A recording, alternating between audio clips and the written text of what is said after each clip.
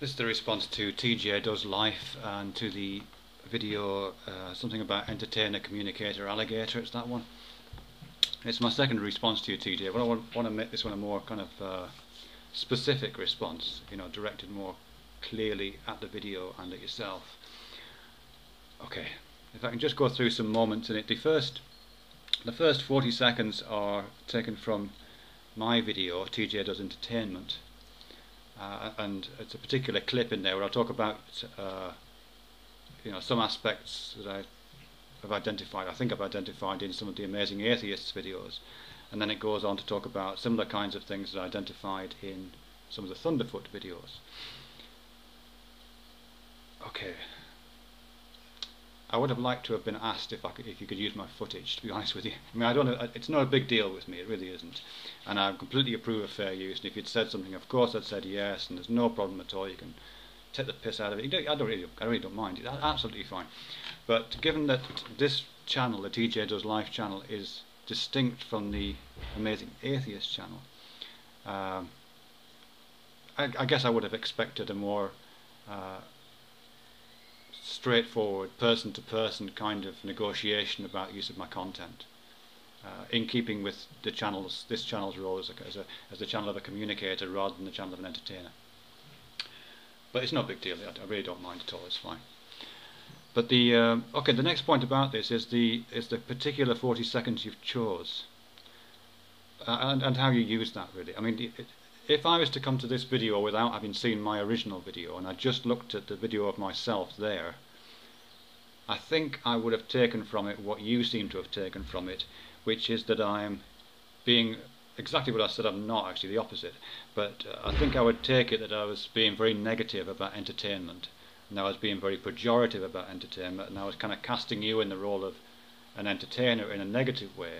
It's as if that being an entertainer necessitates being a kind of class clown, that kind of thing. That's a real shame, I think, really, because that's almost exactly the opposite of my views, and it's pretty much the opposite of the views which I tried to express in the original video. As I said, as I think I certainly tried to convey in that video, I have a very high regard for entertainment. I have a professional background in a branch of the entertainment industry from the inside, so I don't get that, really. I don't have that sense of trying to cast you or marginalise you as some entertainer and therefore not worthy of consideration.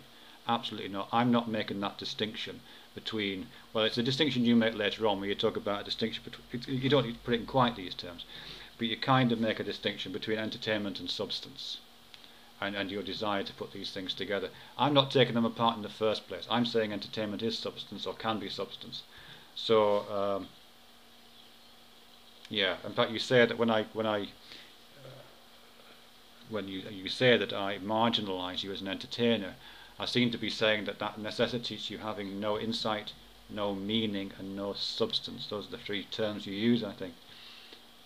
I don't think that about entertainers. I have no reason to think that. I think there's crap entertainers and there's good entertainers, and some of the crap entertainers, sure, they don't have meaning, they don't have insight, and they don't have substance, but good entertainers absolutely do. And what I'd like to do in this later on in this video is maybe just name a couple of my favourite entertainers that you might know or you might not, I don't know. But anyway, you close that passage with a sentiment that I couldn't agree with more. I absolutely agree with you here, TJ. I'm completely on the same page with this, where you say you don't have to be fucking boring. And I agree with you there. I mean, it's optional. You can be if you like. I know a lot of my videos are very boring to a lot of people, and I have no problem with that. But you don't have to be boring. No, I think you're absolutely right. Entertainment is a great gift, and to the extent that you possess that gift is the extent to which I value your possession of it. I have a great deal of regard for entertainment and entertainers.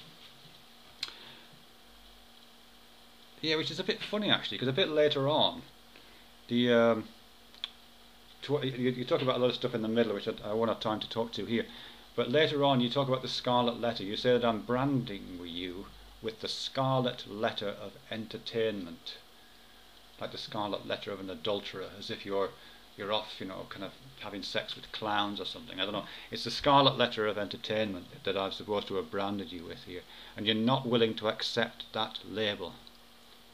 You're not. Just think about what you're saying there, TJ. You're not willing to accept that label. That, I mean, I've got to ask you, why not?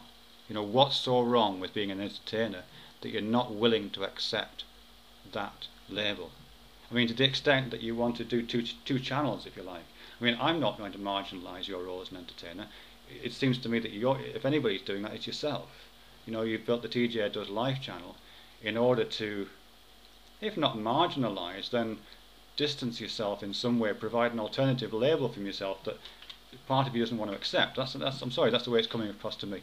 So I'm not saying that. If you're saying that, that's your business. Personally, I would, if I was you, want to embrace the scarlet letter of entertainer and want to make it into as brilliant and as visible a letter as I possibly could. Okay, that's that. So just in terms of what I said before about entertainment, I have a great deal of affection for entertainment, and particularly for comedians. I love comedy. Comedy is my, I don't know, I just really like it. You know, when I come home at weekends, I watch TV. My wife wants to watch foreign language films and costume drama.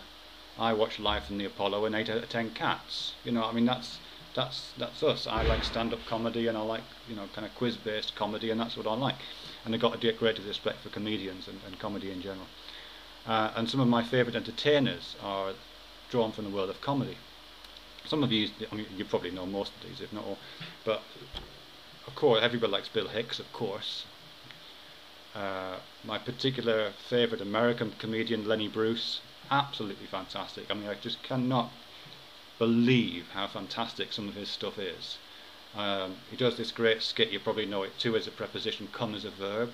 To is a preposition, come is a verb. To come, did you come good, did you come good? Absolutely fucking brilliant. If you've never heard it, I would really encourage you to try and get hold of a copy of that. So Lenny Bruce. Some of my favourite English comedians, somebody like Spike Milligan. Spike Milligan was with a comedy troupe in the 1950s called The Goons.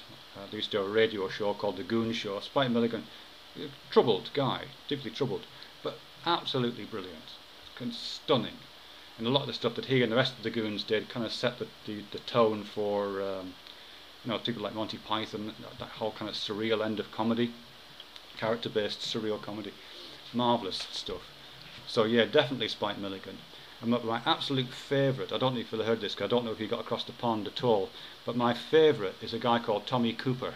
And I changed my avatar to Tommy Cooper about an hour ago. I don't know if it's showing up yet. So if my avatar is showing near this video, that's Tommy Cooper. And if it's not showing up there, I did a print off. Oh god, this guy, I can't tell. This is Tommy Cooper. He's dead now. He died about, oh I don't know, 10 or 12 years ago. He died actually on stage. He had a heart attack on stage and just kind of slumped forward over his desk. And people thought it was part of the act for a long time. I mean, just look at that face. Look at that face. I mean, I used to watch this guy when I was a kid in the 60s. And he was a troubled guy as well. He was an alcoholic. But, I mean, this face is just fantastic. There's something really so, I don't know, odd and troubling about that face. When I was a kid watching this guy, when I was growing up, I loved him. You know, I was deeply entertained by him. But at the same time, I was really frightened of him. I was quite scared of him. Because it was like you were, you know, you're being entertained by him in the way that I talked about before. You know, as if you were being pulled into the circle of charm and the circle of happiness that he kind of represented, but at the same time you weren't quite sure whether you wanted to be there. There was a kind of dangerous kind of sadness about him, which I hope comes across with that. And if you see some of his work, I think it must be some of it on YouTube, it's absolutely brilliant. You know, and I think the same with the other people I've talked about, Spike Milligan, Lenny Bruce, you know, a lot of the comedians that I really value have got that kind of double quality to them. You know, they bring you in with the comedy, and once they get you there, they do something with you that makes you not sure if you want to be there. So you're both being embraced and being held in this weird communal moment, and at the same time you're really reminded of your of how alone you are really, and how responsible you are for your own actions in the world. Anyhow, that's the late great Tommy Cooper. Yeah.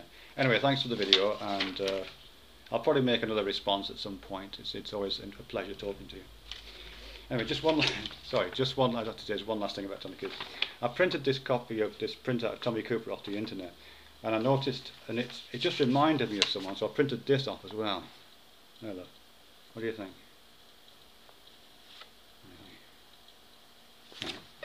I did this one of yours, so I feel kind of honour bound to do this with Gary as well. But here, look, there's Tommy Cooper, by day a mild-mannered music hall performer, but at night the raging beast within him takes over. Anyway, okay, that's enough for now. Thanks very much.